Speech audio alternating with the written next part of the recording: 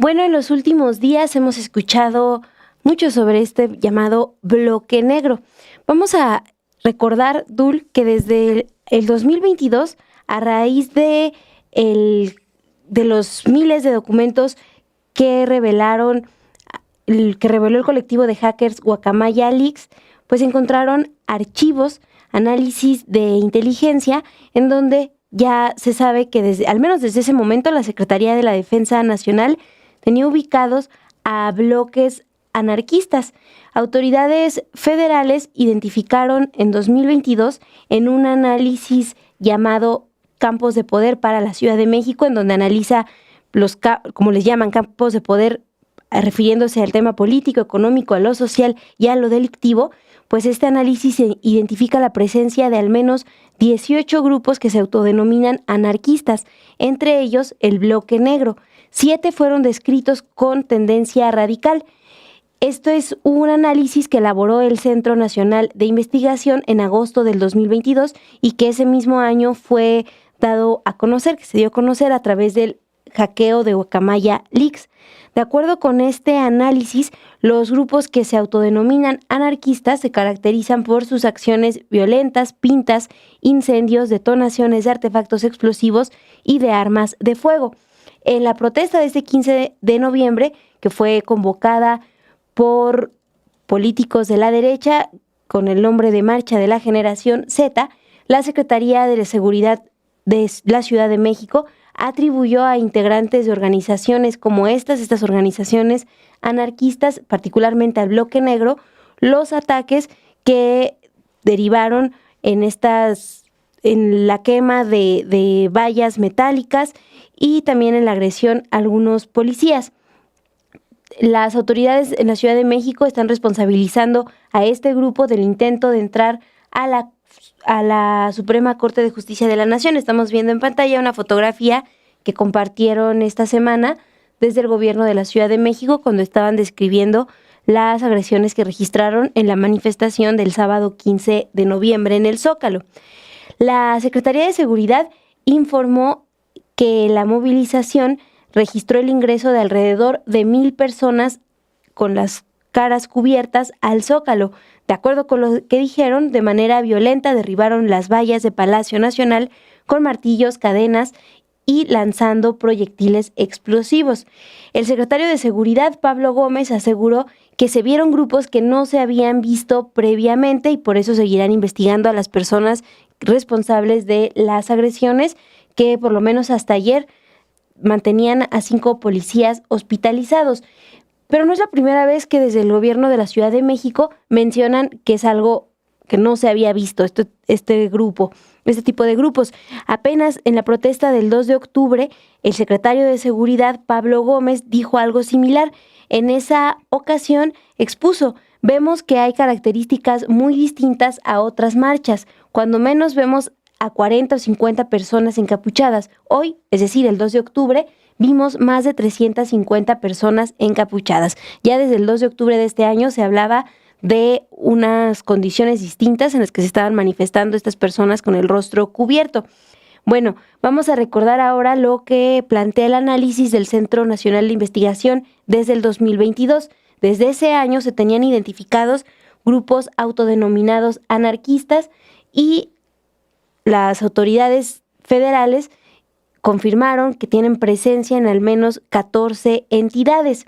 De acuerdo con ese estudio, los 18 principales grupos anarquistas que identificaron se llaman Acampada Revolución, Bloque Anarco Sur, Bloque Anarco Norte, Bloque Autónomo Libertario Jalapa, Bloque Negro Aguascalientes, Bloque Negro Anarquista, Casa en Movimiento Chanti-Ollín, Células Autónomas de Revolución Inmediata Praxedis Guerrero, Colectivo Autónomo Magonista, Coordinadora Estudiantil Anarquista, la Cruz Negra Anarquista, la Federación Anarquista de México, Frente Oriente, Miserables Libertarios, Ocupache, Centro Social Ocupado Casa Naranja, Secta Pagana y el Comando Feminista Informal de Acción Autoritaria.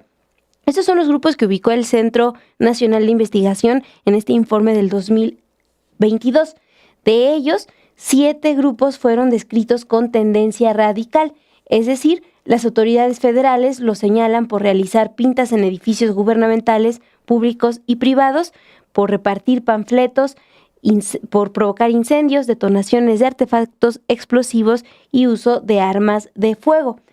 Los grupos que son desde entonces identificados con ese tipo de protestas son la Coordinadora Estudiantil Anarquista, que agrupa al Comité Libertario Preparatoria CCH Oriente, y otros grupos con tendencia radical, de acuerdo con este informe, son Ocupache, Instinto Salvaje, Cruz Negra Anarquista y Anarquistas de México.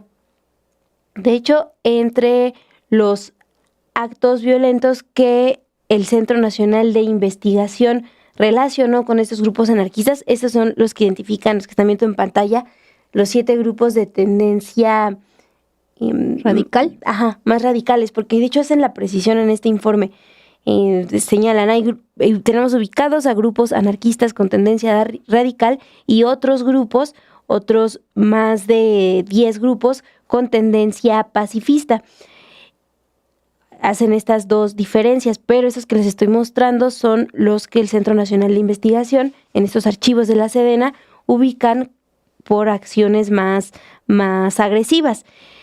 De hecho, entre las acciones que atribuyen a los grupos anarquistas, destaca la ocupación del Auditorio Justo Sierra o del Che Guevara en la Facultad de Filosofía de la UNAM el 3 de marzo del 2014. En este informe le atribuyen a estos grupos la toma de este auditorio y también hacen el recuento de cómo en años pasados estos grupos protestaron con la quema de un vehículo del Metrobús y, por ejemplo, al quemar la puerta principal de Palacio Nacional el 8 de noviembre del 2014, en una de las protestas para exigir al gobierno del entonces presidente Enrique Peña Nieto la búsqueda con vida de los 43 normalistas desaparecidos. En esa ocasión, 18 personas resultaron detenidas y también se les atribuyen otro tipo de protestas, como en diciembre del 2014, el incendio de un árbol de Navidad en Paseo de la Reforma durante una protesta contra el alza de la tarifa del metro. Esto para ubicar, Dul, que no son protestas nuevas, ya se ha ubicado estos grupos en otras movilizaciones. Por ejemplo, en diciembre del 2015, 1 de diciembre del 2015, en esa ocasión 18 jóvenes fueron detenidos, de acuerdo con las autoridades federales, por ultrajes y disturbios que se registraron en el 3er aniversario de la toma de posesión del expresidente Peña Nieto. Y les decía que no son grupos nuevos, que ya están ubicados desde hace varios años, porque justamente cuando inicia el gobierno del expresidente Peña Nieto en diciembre del 2012, ahí el gobierno de la Ciudad de México ya había informado que tenía identificados a integrantes de las agrupaciones Bloque Negro Anarquista, Cruz Negra Anarquista y la Coordinadora Estudiantil Anarquista, que están entre las listas que les mencionaba hace un rato, y a ellos ya los tenían ubicados. Habían dicho que iniciarían averiguaciones por ataques a la paz pública en pandilla y daños a la propiedad. Entonces, lo que reporta justamente este informe del 2022 es que los grupos anarquistas de tendencia más radical pues tienen presencia en 14 entidades y en la Ciudad de México pues ubica o atribuye particularmente actos como la agresión a manifestantes en Ciudad Universitaria, en la UNAM, el 3 de septiembre del 2018, cuando un grupo agredió a estudiantes del CCH Azcapotzalco. Pues justo para hablar de esta relación entre los grupos anarquistas radicales y la violencia en las universidades, pues tú tienes más detalles, Dul, pudiste conversar con un investigador que te dio más detalles. Sí, Hugo Sánchez Gudiño lleva como 3 décadas investigando el origen y desarrollo de los grupos de choque en universidades, particularmente la UNAM, pero pues también se tiene registro en la UAP de Puebla, y por ejemplo en el caso de Ayotzinapa se unieron con los normalistas. Me llama la atención acá, Guxi está publicando pues los colores que pueden ser de huelga, pero también de anarquismo. Y le pregunto que pues nos comparta los motivos por los cuales pues justo decide pertenecer a un bloque negro, a uno de los tantos. Vamos a hablar justamente de este tema, particularmente de las universidades. Doy nada más hago acá la precisión antes de que sigas, que sí me hizo aquí la observación Fernando Gil y me disculpo, porque dije que el secretario de Seguridad de la ciudad es Pablo Gómez. Bueno, no. Te fue el apellido. Sí, el apellido. Sí, gracias por acá, por la aclaración. Pablo Vázquez Camacho. Ya. Sí, suele pasar. Bueno, estabas hablando del 1 de diciembre de 2012. Ustedes recordarán que fue cuando tomó protesta Peña Nieto, entre muchos señalamientos de fraude electoral y demás. Fue verdaderamente pues justo violento, incluyendo pues represión de la policía con balas de goma, que provocó la muerte de uno de los activistas, justo porque le dio una muerte cráneoencefálica. Bueno, justo en la última década se ha visto ciertos picos muy violentos de algunos de estos bloques negros. Ese fue el 1 de diciembre de 2012, en la toma de protesta de Peña Nieto, en las manifestaciones por Ayotzinapa, donde se unieron pues varios bloques negros, incluyendo los de las universidades y los normalistas. El ataque a estudiantes en la torre de rectoría en septiembre de 2018, justo cuando ya López Obrador era presidente electo. Y este año ustedes recordarán que entre las marchas de gentrificación iban sobre Insurgente Sur y de repente se metieron a Ciudad Universitaria a destruir, entre otras cosas, el Museo MUAC. Esa también. Y las últimas dos que ya vimos más numeroso, el 2 de octubre de este año, conmemoración de lo del 68 como cada año, pero este año fueron más de 300 encapuchados y pues causaron bastantes heridos de ambos lados, incluyendo periodistas, como ocurrió este fin de semana también periodistas, pues justo gracias a ellos tenemos este tipo de imágenes y arriesgan su vida documentando esto. Bueno, justamente la pregunta que primero le hicimos a Sánchez Gudiño es si este tipo de bloques negros a quienes, ahora que está de moda decir izquierda y derecha, a quienes pues sirven. Él nos dice que pues su tendencia es de izquierda, pero justamente al tener acciones tan violentas como pues justamente echar bombas molotov y causar no solo que los policías, que ellos llaman fuerzas represoras del Estado, también causar heridos civiles, pues esto le hace más acercamiento a la derecha. En la UNAM particularmente ahorita ustedes saben que ha habido bastantes paros de facultades, de CCHs, se agudizó todo por el asesinato de un joven en el CCH Sur y también están hartos ya de la denominada burocracia dorada de la rectoría. Actualmente el rector es Leonardo Lomelí del 2023 a 2027. También la Junta de Gobierno y algunos directores de facultades, prepas y CCHs pues están defendiendo sus buenas plazas y sus buenos salarios respecto a profesores de asignatura. Entonces también es una de las causas de los paros estudiantiles y las protestas. En el marco de estos paros, pero también en el marco de que los trabajadores de vigilancia, algunos trabajadores de vigilancia se involucraron en la asfixia de un aficionado del Cruz Azul afuera del estadio de Ciudad Universitaria, otra vez se tuvo que cambiar al jefe de seguridad.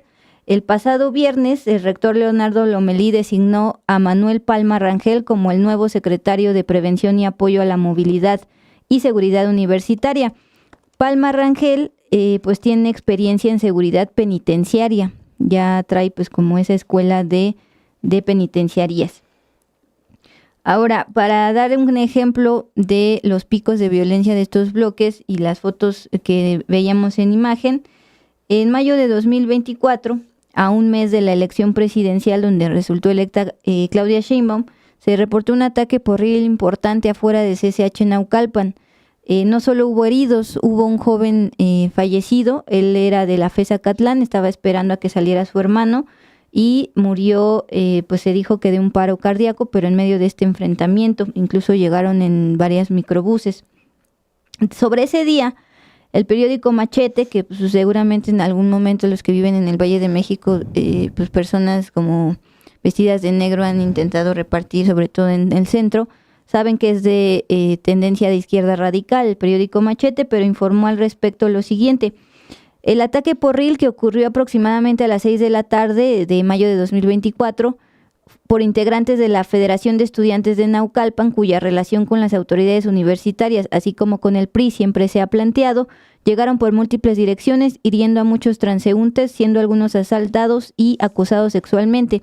Esto que dicen que en el caso de Federación de Estudiantes de Naucalpan tenían relación con autoridades universitarias y además con un partido, en este caso el PRI, es algo que también se revela mucho en el libro de a quien entrevistamos, como en ciertos momentos, como ejemplo en los 50 o en los 70, este tipo de grupos porriles eran manejados, por así decirlo, por autoridades universitarias, por los rectores de ese entonces y también por partidos, en ese caso el PRI.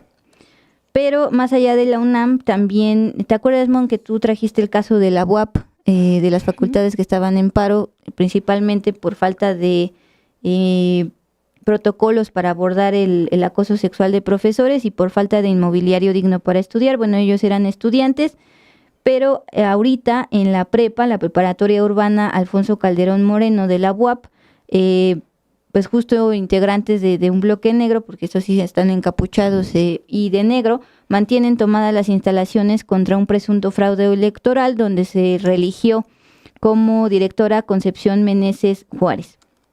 Bueno, ante la pregunta de cuál es la ideología de los bloques negros y pues justamente en el contexto de este gobierno, esto fue lo que nos contestó el académico Hugo Sánchez Gudiño, especialista en movimientos porriles. El bloque negro pues, es una suma de colectivos, ¿no? El bloque negro, o sea, por ejemplo, el bloque negro hay zapatistas, ¿no? Entonces esos jóvenes zapatistas pues tienen el ideario del Ejército Zapatista de Liberación Nacional de Chiapas, ¿no? En el bloque negro pues hay feministas separatistas, pues ellas tienen la ideología de las feministas radicales, ¿no? En el bloque negro pues hay anarcos, ¿no? Que son muchachos que creen en el anarquismo, entonces ahí tienen su ideología del anarquismo. Entonces así, en el bloque negro tenemos pues fácilmente yo creo que unas, unas 10 corrientes, ¿no? Allí muy diversas que cada una reivindica una ideología. El lugar común de de todos esos colectivos que están en el bloque negro es que su postura es una postura radical y de enfrentamiento, dicen ellos, y así es su diario, al capitalismo y al aparato represivo del Estado, que en este caso es la policía o los granaderos o quien en este caso tenga la labor, ¿no? de la seguridad. Y los otros colectivos que señalamos, los ecologistas, los alumnos de la periferia, son jóvenes más moderados, o sea, su acción es más moderada, su acción política, ¿no?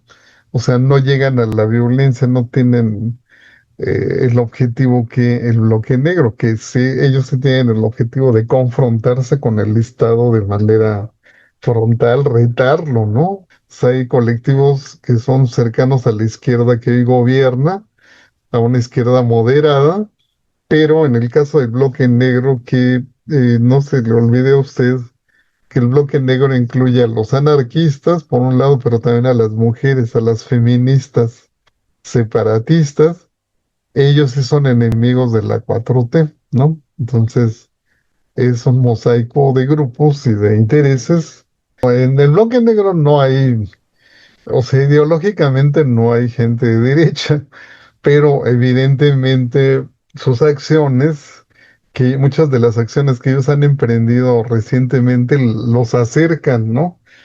O sea, sus acciones acercan a ese grupo o a esos colectivos con ciertos intereses de la derecha, porque los grupos de derecha que hubo en la UNAM, los porros de derecha más famosos, fueron de los años más o menos 70, ¿no? Bueno, después del 68. Bueno, en algún momento en los 70 sí hubo un grupo de porros pues fascistas de derecha, los conocidos como Muro, el movimiento universitario de renovadora orientación. Sus líderes se hacían llamar los 12 apóstoles, pues un guiño a una religión, incluyendo el escritor Luis Pasos. Ahorita su hijo Luis Pasos pues también es escritor y economista antisocialista. Este Muro utilizaba la calumnia y la violencia como métodos de acción. También tenían sus logias secretas asociadas a la Legión Juvenil Cristiana y a la Liga Universitaria Nacionalista. Ellos además gozaron pues de apoyo económico de círculos importantes, incluyendo el papá de Ricardo Salinas Pliego, Hugo Salinas Price. Pues es un dato que nos recordaba Álvaro Delgado en la junta editorial. Y él rescata en una de sus notas del proceso un párrafo del libro de Mis años en Electra, de precisamente el papá de Salinas Pliego. Fíjate cómo nada más financia por diversión literal. Bueno, financiaba. Dice, en una ocasión, Muro decidió hacer una manifestación en la propia UNAM. Para asombro de la izquierda se quemó la efigie del Fidel Castro. Fue divertido. Escribió Salinas Price en Mis años en Electra, publicado en el año 2000, respecto pues a este grupo que sí fue de porros fascistas. Y justamente hablando de manifestaciones en la UNAM, el día de mañana, 20 de noviembre, aniversario de la Revolución Mexicana, ya saben, se está convocando a una manifestación del Ángel de la Independencia, pues ellos dicen que van a ir al Zócalo, pero pues justo de ahí vienen también a las 10 de la mañana el desfile militar. La gran pregunta es hasta dónde van a poder llegar. Pero a la par de que van a estar en el Ángel de la Independencia como el sábado pasado, también ya están convocando a otra marcha dentro de Ciudad Universitaria en la UNAM, al sur de la ciudad. Sería de la Biblioteca Central hacia Rectoría. Pues justamente el rector Leonardo Lomelí, que es lo que escuchabas hace un momento, él estuvo hoy en el Senado, lo chacalearon, le preguntaron de esta supuesta manifestación dentro de la UNAM y el propio rector dice, no sabemos si son colectivos de la universidad o si son otras personas. Preguntándole al académico Hugo Sánchez Gudiño, que actualmente sigue dando clases en FES, observó que estarían convocando de la UNAM a estudiantes de la Facultad de Derecho que tienen, dice, un espíritu más anti-4T y anti-Sheinbaum. Si tendrán éxito el día de mañana depende de la capacidad de los alumnos de Derecho pues, de convocar. Ya mostraron su músculo cuando se pronunciaron en contra de la reforma judicial, movilizando en calles a cientos de alumnos el año pasado. No descarto, dice, que aparezcan los de Bloque Negro, ya sea para boicotear la marcha o unirse y enfrentarse con la policía. Estas son fotos de archivo. Ya hemos visto bastantes manifestaciones en Rectoría. La peor es en 2018 cuando pues agarraron a golpes a estudiantes. Ahorita llego a eso. Pero antes, justo el día de ayer martes, y como una muestra de la postura de la UNAM, actualmente bajo la rectoría de Leonardo Lomelí, le entregaron 14 doctorados honoris causa a personalidades que, entre comillas, han realizado una labor extraordinaria para mejorar el bienestar de la humanidad. Entre los condecorados estuvo Julio Frenk Mora, exsecretario de Salud de Vicente Fox, que estuvo pues ahí muy activo cuando se eliminó el Seguro Popular y también en la pandemia. Y también se condecoró a José Sarucán Kermés, que a su vez ya había sido exrector de la UNAM, pero ha sido muy, muy cercano al poder desde tiempos de Salinas de Gortari. Aún así, Lomelí dijo que pues justamente se tiene que defender la pluralidad, el intercambio libre de ideas, la manifestación de posturas, la expresión de necesidades y el cumplimiento de la ley. El país entero y la comunidad universitaria han atravesado situaciones difíciles, hemos experimentado pérdidas que duelen, amenazas que inquietan y debates que intentan dividir. Pero la Universidad Nacional no se paraliza, fueron las palabras del rector en el evento celebrado en Palacio de Minería el día de ayer. Ahora, simplemente un recuento histórico sobre los grupos porriles en universidades. Les decía que en fechas específicas como en los 50 con Miguel Alemán y en los 70 con Gustavo Díaz Ordaz y Luis Echeverría, estos grupos de porros y encapuchados pues han respondido a los intereses de las autoridades universitarias y del PRI. Ya después, en los 80, empezaron a dividirse y a diferenciarse. Nos contaba uno de los del chat, pues que ellos se enfrentaron con unos porros. Esto me dice ocurrió en 2015. Pero si bien antes delinquían, por ejemplo, robando autopartes en los 70s, después empezó el narcomenudeo. Y ya durante los años 2003, 2004 y 2005, inicios de milenio, hace 20 años, hubo pues en los periódicos referencias de porrismo, por supuesto en la UNAM, pero también en el Politécnico, en la Benemérita Universidad Autónoma de Puebla, en la Universidad Autónoma Benito Juárez de Oaxaca, en la Universidad Autónoma de Tamaulipas, en la Universidad Veracruzana y en la Universidad Autónoma de Yucatán. Recientemente, por el tema de las inundaciones en Veracruz, no fueron encapuchados, pero estudiantes se manifestaron para exigir transparencia sobre los supuestos cientos de desaparecidos luego de las inundaciones. Bueno, sobre los grupos de poder que hay detrás de este tipo de bloques, esto fue lo que nos dice Sánchez Gudiño, que ha investigado durante años pues este tema de los grupos de choque en universidades.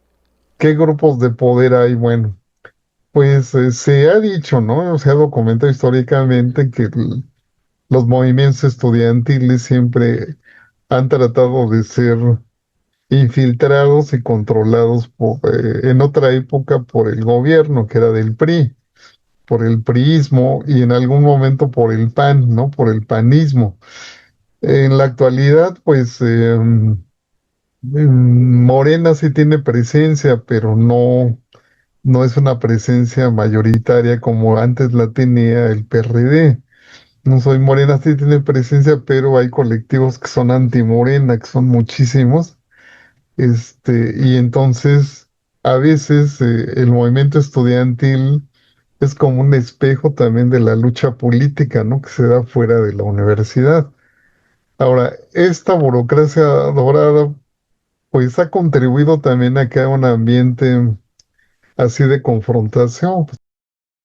Bueno, les platicaba de un evento en particular en septiembre de 2018, cuando un grupo de estudiantes que se había manifestado contra la violencia de género allá en Rectoría fue golpeado brutalmente con palos y demás por grupos porriles provenientes de Azcapotzalco y Naucalpan. Esto se dio en el marco de que resultaba ya electo y con esto la transición del peñismo a el obradorismo, López Obrador. En esa ocasión utilizaron pues palos, piedras, tubos, navajas y petardos. Esto provocó la agresión de y resultaron heridos 14 estudiantes. Luego, eso en septiembre de 2018, luego en mayo del 24, lo que les contaba de que llegaron en microbuses afuera del CCH Naucalpan y se enfrentaron y eso provocó la muerte de un joven por paro cardíaco que estaba esperando a su hermano allá afuera.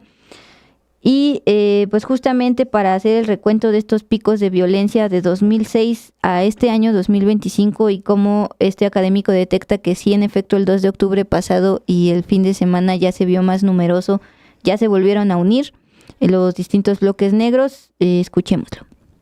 Del 2 de octubre para acá, pues han tenido un protagonismo que ha arrasado con todas las redes sociales y con todos los medios de comunicación, pero ellos ya vienen de muchos años atrás, ¿no?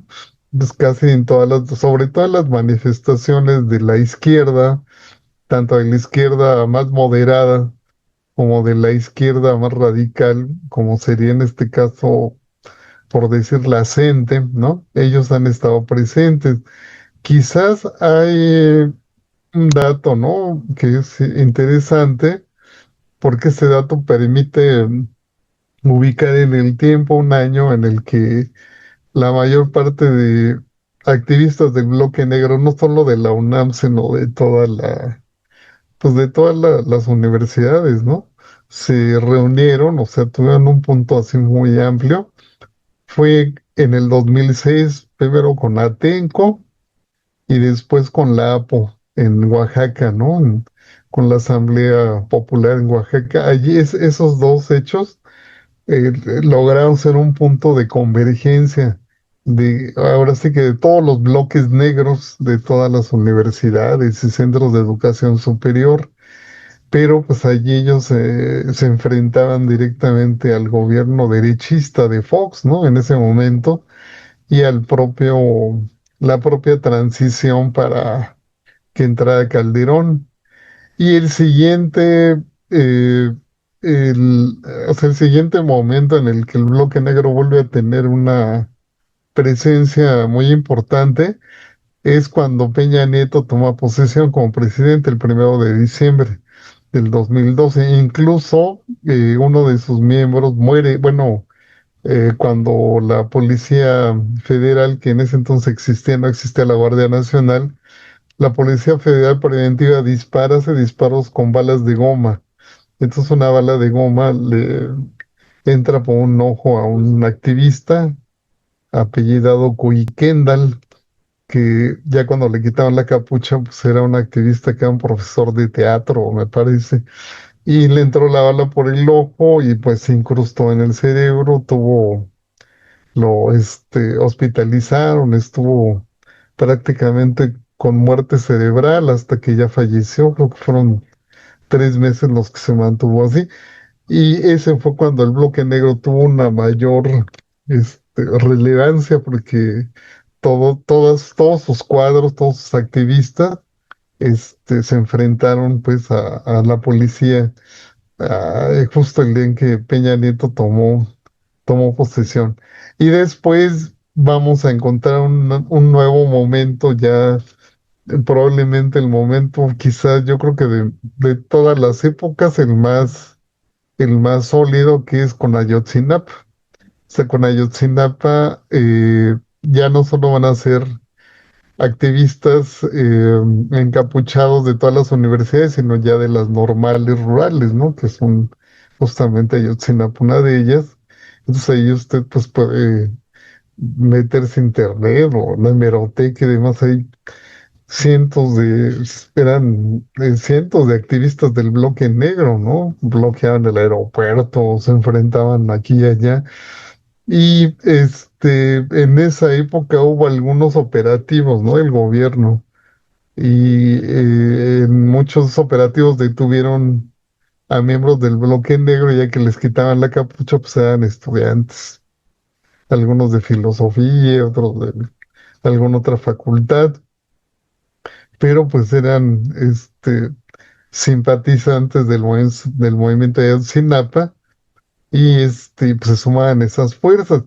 Desde ese entonces hasta la fecha, esos colectivos fueron reduciéndose de tamaño, o sea, sus miembros eran unos cuantos, eran colectivos muy pequeños, pero pues literalmente este año, el año pasado, vuelve a agarrar mucha fuerza esa protesta y pues ya vemos, al menos en 2 de octubre no eran unos poquitos, o sea, se les sumaban muchísimos jóvenes.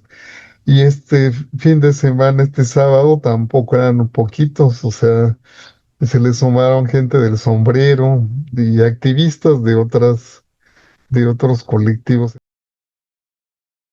Bueno, Dul, esa es información que nos traes para recordar la historia de estas manifestaciones y de cómo los distintos integrantes de bloques negros pues se han unido en momentos como las exigencias por justicia para los estudiantes de Ayotzinapa. Y les decíamos que recientemente el gobierno de la Ciudad de México dio información sobre una movilización distinta de estos bloques negros. Bueno, para retomar la información que ha compartido el gobierno de la ciudad, les vamos a dar actualización de la Fiscalía de la capital, que hace unas horas, a las 6:30, comparte un comunicado en donde da más detalles de la situación de las personas que fueron detenidas después de la marcha del 15 de noviembre. La Fiscalía informó que después de realizarse audiencias iniciales el día de ayer, 8 personas permanecerán privadas de la libertad sin sentencia, otras 10 van a llevar su proceso en libertad con distintas medidas cautelares. 5 personas se encuentran en duplicidad de término. Esto quiere decir que su audiencia inicial fue reprogramada para que continúe el 21 de noviembre del 2025. La Fiscalía también detalló que la Secretaría de Seguridad Ciudadana presentó después de esta manifestación ante el Ministerio Público a 29 personas por hechos ocurridos en flagrancia. De acuerdo con lo que detallaron, iniciaron 17 carpetas de investigación sin personas detenidas, 8 por lesiones dolosas, 6 por robo de objetos y 3 por diversos daños y robo. Las 19 personas que fueron detenidas son 18 adultos, uno es adolescente de 17 años.